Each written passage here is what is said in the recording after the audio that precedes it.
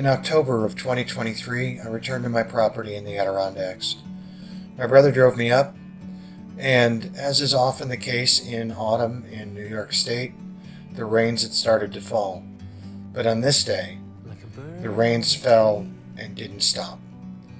Over the course of October 7th, the area received over 3 inches of rain, which is a lot for New York State. Despite the constant rainfall, the trip was rather uneventful, and all around were signs that autumn was in full swing. Despite the gray weather, there was potential for full color in the trees, and as we got closer to the high peaks, it got brighter and the colors got more vibrant.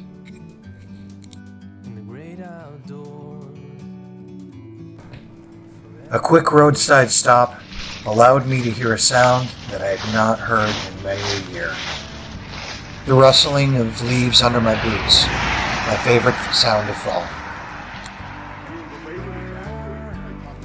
After a brief stop to stretch our legs and take in the local color, we're back on the road.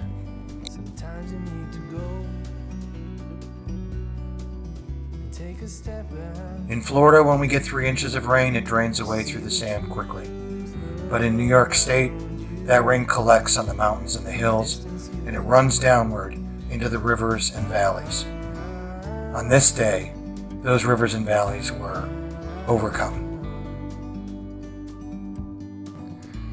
As we often do on the way to my property, we stopped in New Russia at a waterfall used by Adirondack locals as a swimming hole during the summer. Under normal weather conditions, this is a powerful waterfall, as you can see here.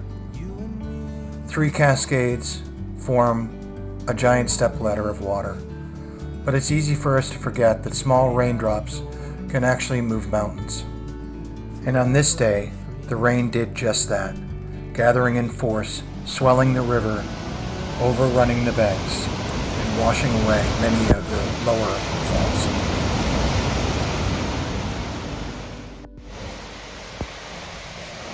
On the drive up, we get a call from a friend of mine who lives nearby to tell me that a tree had fallen across the driveway. So we had our work cut out for us. Before we could even get up to the top of the hill, we had to clear a fallen tree from the driveway. This would prove difficult because it didn't stop raining until 3 o'clock the following morning.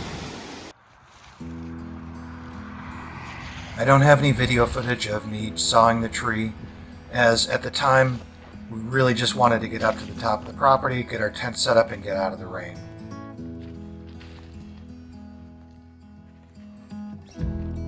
This was to prove difficult, as this tree was huge, and it took a while to cut it into chunks that were easy to move to the side of the driveway so that we could get around it. As you can see here, it had been rotting for a while before it came down. Hey guys. Alright. So it is 8 o'clock. I am in my tent, as you can see. So I pan around. It's a mess. Last night we got in Saturday, and it was pouring down rain, literal buckets. We got here maybe 4 in the afternoon.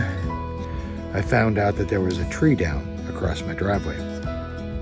So we put the chainsaw in the back of the car, got everything packed up, drove up here, realized about halfway up that the wrench that I needed to put the bar on, because I had to take the bar off to fit everything in the back of Matt's car, the wrench was packed safely inside a box in the middle of everything.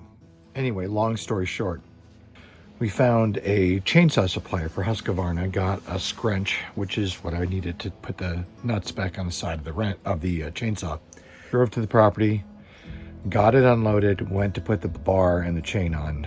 And the chain that I needed to put on the bar was also packed in the same box that had the scrunch in it. So we wound up having to unpack the entire car, or at least unpack it enough to get the chain off before I could do any work.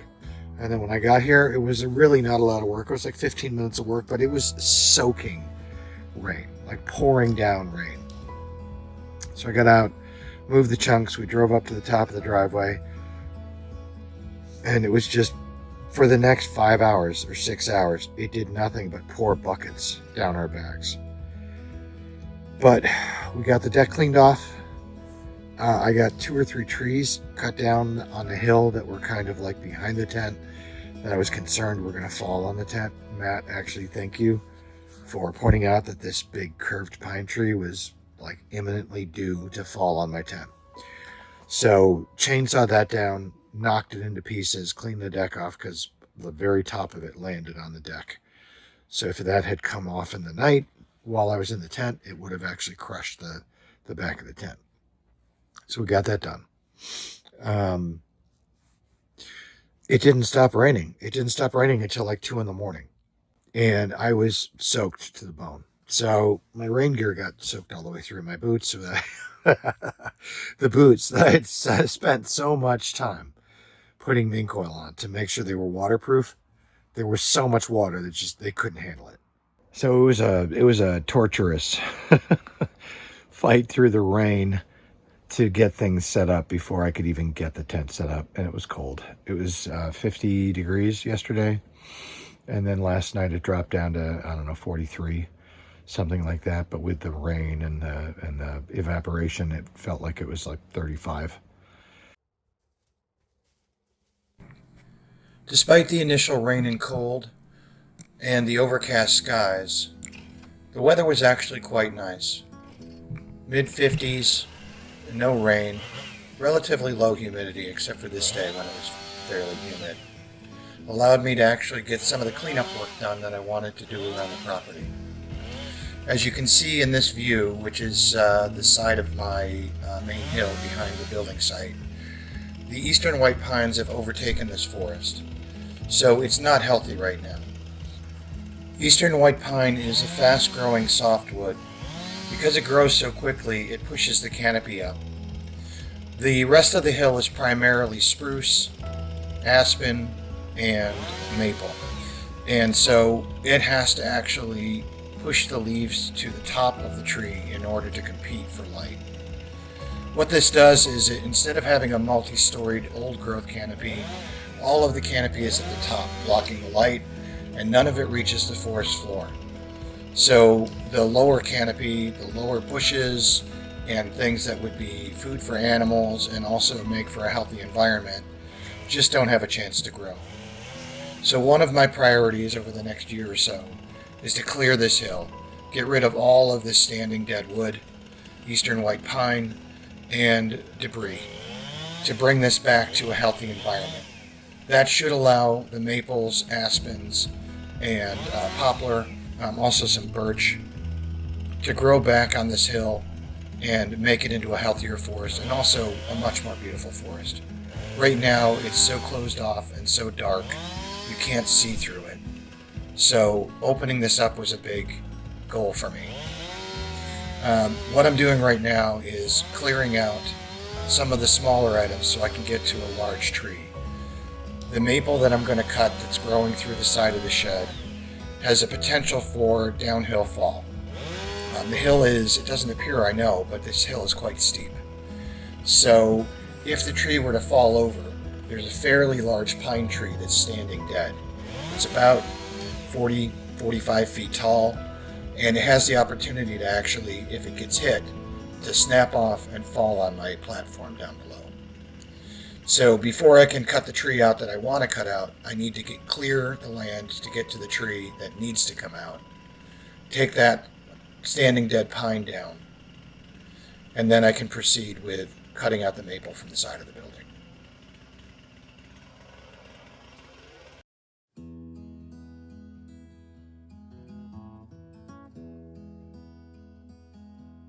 So you can see in this shot that I've finally reached the point where I can start to work on the big tree. Anyone who's chainsawed before knows this, but I'll cut a face notch. I do cut kind of a wide face notch on this tree just because I want to be sure that it's got plenty of fall. Once the face cut is done, I'll go around the back of the tree and do the back cut. This leaves a small section of hinge wood, and I'll use the sight line on the chainsaw to make sure that the back cut lines up with the direction of fall that I want. I'll show you a little bit more of this later in the video.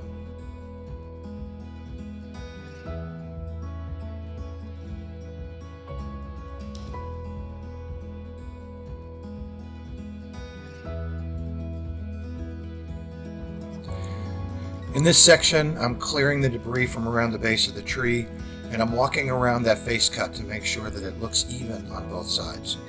An uneven face cut can cause the tree to lean one way or another, so I want to make sure that when it falls downhill, but primarily across the hill, and avoids falling down towards my tent. Clearing the ground is important because if the tree starts to go, you need to be able to drop the saw and run. You don't want the tree to kick back on you, or worst case scenario, kick the saw back on you, cutting you. So I try to kick the old bark off and get any debris from around the base of the tree. Chainsaws are dangerous. If you're using one, be super cautious. I have headgear on here, but I should be wearing my chainsaw chaps. It was just so humid that day that I couldn't imagine wearing the chaps in the woods. I'm starting the back cut now, and you'll see me stop and leave the frame. As I started the back cut and cut through the tree, it started to lean back towards me. That's never a good thing. Best case scenario, it pinches the blade and you've got to get another chainsaw to free it. Worst case scenario, the tree can topple over on you while you're trying to cut it. And it absolutely is not going to go in the direction that you want it to go. So I walk out of frame and I go and get some yellow wedges. These are plastic wedges. They're designed to drive into the back cut to basically lever it forward and keep it going. You can also steer the tree a little bit with your placement of those wedges. And they're kind of replaceable parts. You're going to saw through them when you use them. So I leave the frame, I go grab the wedges, I drive them in, and then I proceed with the cut by plunging through the side of the tree and finishing the back cut. Like most hobbies, chainsawing requires a special set of tools and skills. The skills I've gathered, and I'm not in any way a professional, but the skills I've gathered from watching and reading as well as doing is the important part. But it's important to note that chainsaws are inherently dangerous. Be careful if you want to try to start working with a chainsaw. Be aware of all the safety rules and know when to follow them and when you can break safety rules. You can see here the tree finally submitted to my will and actually fell pretty much where I wanted it. So that was success.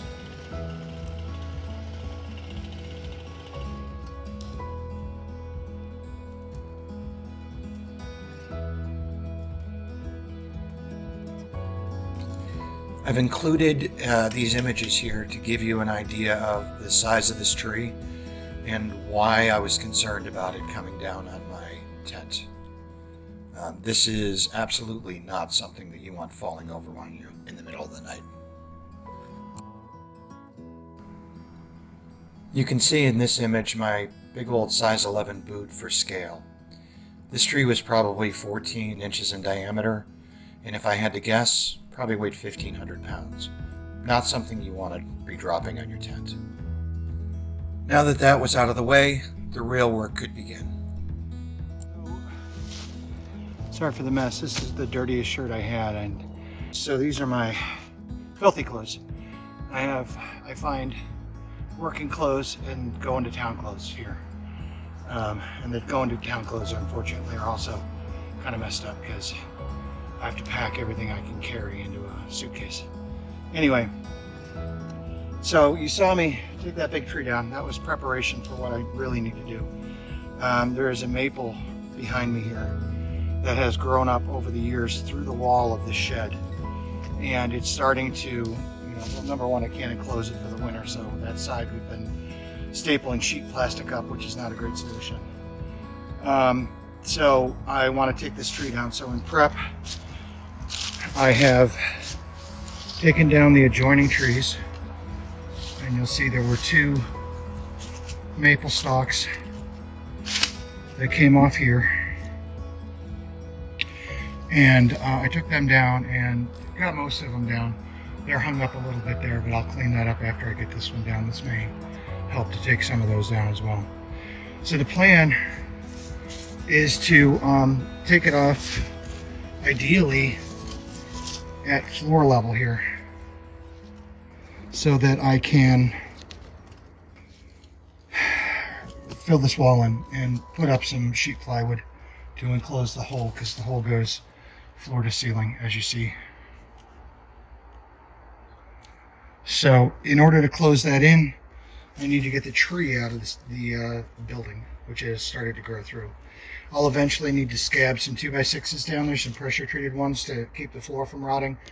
But for now, this trip, the goal is to just knock this tree down.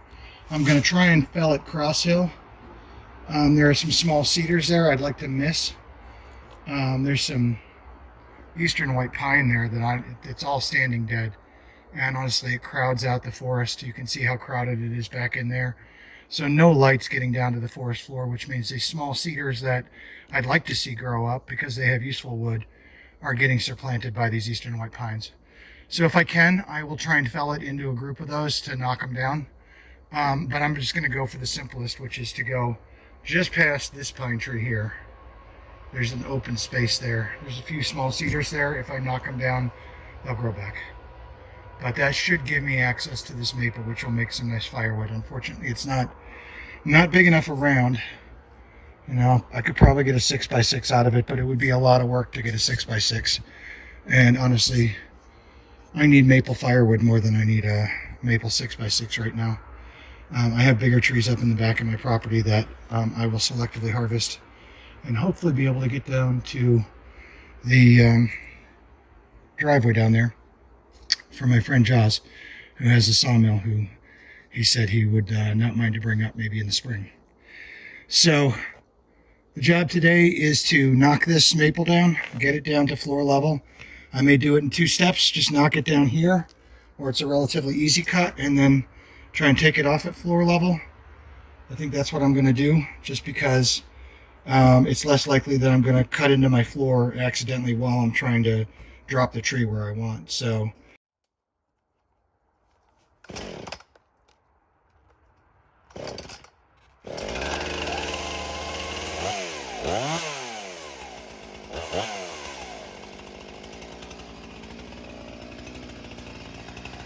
you can see here I'm trying to line up the face cut across the hill to make sure that the tree goes where I want.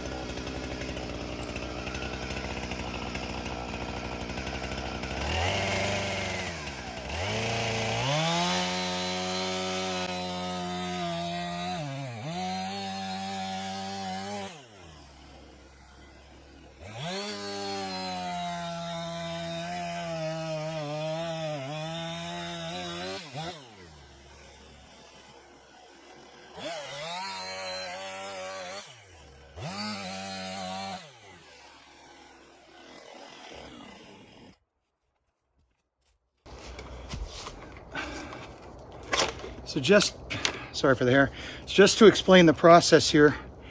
I mean, if you've chainsawed before, you know what I'm doing. You notch the tree out, ideally about 1/3 of the way through the tree. This is a really young tree, and it's amazing how little wood you need to hold that tree up. You can see it's more than halfway through, which is a big notch, but I wanted to make sure that I had a lot of open face there, so that when it falls, it's going to fall where I want it to fall. If you do a real narrow notch, there's a chance it can close up, and then either the back will split off, which is bad, or it will kick back because it doesn't have enough fall. And when that kicks back, it's going to go through the wall of my building. So my goal here is to open that face up as much as possible so that I can get it to drop exactly where I want it to, which is going to be across the hill like this. So we'll see how it goes. Hopefully it was a good plan. I'm going to cut in just a little bit above where you see the back of that notch, and I'm going to leave just what they call a little bit of hinge wood. Hopefully I won't have to use the wedges like I did on that other big tree. That was a massive tree. This one I think is going to go as soon as I cut through that hinge wood, and hopefully it'll drop right where I want it to. So cross your fingers. Here we go.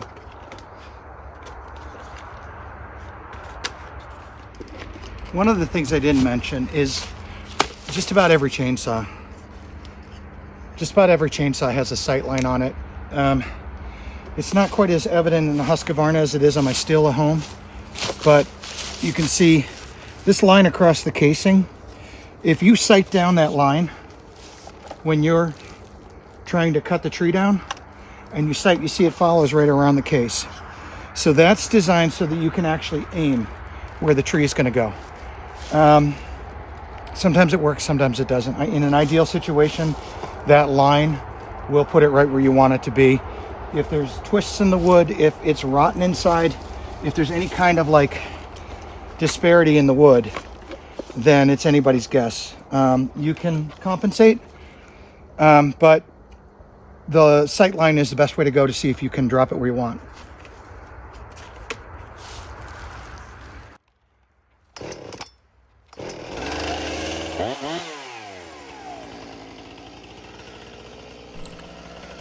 Before I cut the back cut, I took another look at my notch and I didn't quite like the way it looked.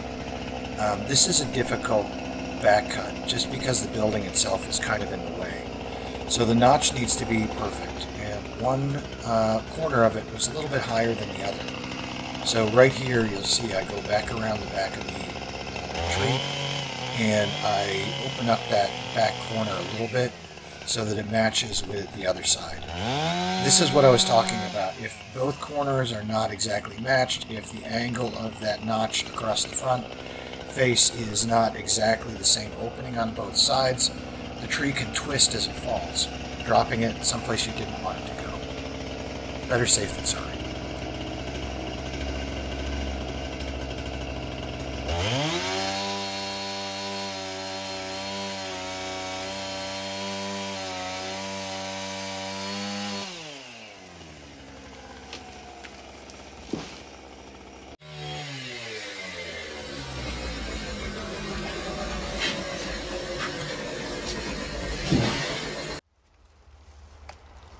That's about as good as that could have gotten.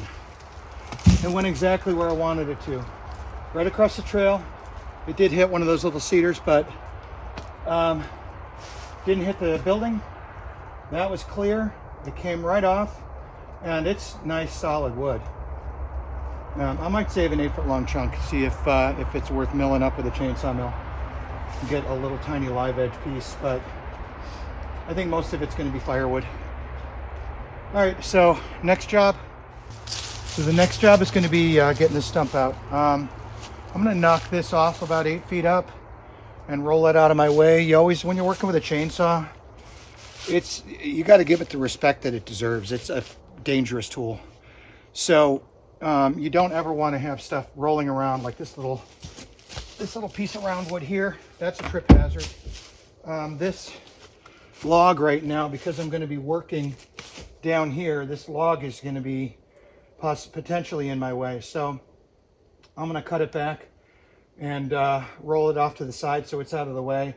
And then I'm going to try and start working down here to get this stump out. And I'll cut it off. I'm hoping to cut it off right at floor level, so we preserve some of the history of it, and it'll also help to support the building. It shouldn't grow anymore. You never know. If I see that it's starting to actually push the corner of the building up, then I may have to cut it back further. But for now, I'm going to try and cut it off right around at the floor level. All right, enough talking about it. Let's go.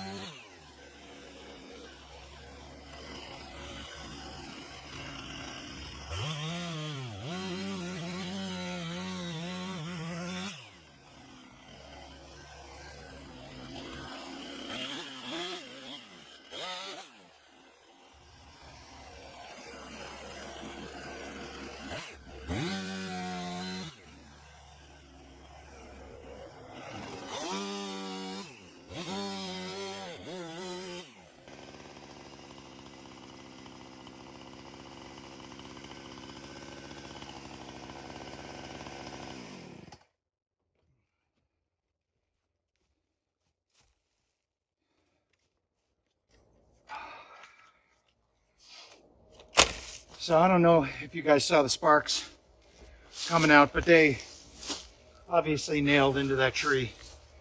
And so I'm going to mess up my blade if I try and cut any farther through that. So I may have to come up a little bit instead of trying to cut it off at floor level and then come back with an axe and then just knock the bits out that I can't get to with the chainsaw with an axe, because I don't want to ruin that chain. It's like an $18 chain and I don't have a replacement right now. And once you dull them, it takes a little while to sharpen them. Not forever, but it's not fun work, and I certainly don't want to do it. So I'm going to try and cut it farther up. Hopefully the nails are only so far down, and I should be able to knock off this one piece, and then I'll start chunking up the rest. The crosscut chain was ruined. I couldn't even sharpen it with my file. But I did have several ripping chains designed for milling lumber, and so I put one of those on, and I was able to get back to work chunking up the rest of the maple. Even though there was a bit of disappointment and not the brightest weather, when Matt was there, we were able to go and enjoy ourselves for a little bit. We had one day of sun, and we used the opportunity to go and visit a local town where they used to have a bunch of watermills, as well as hit up the Ausable Brewing Company, one of my favorite Adirondack brew pubs. And as we drove through that crisp autumn day, we vowed to relax and enjoy everything the Adirondack Park offered us. Thanks for watching.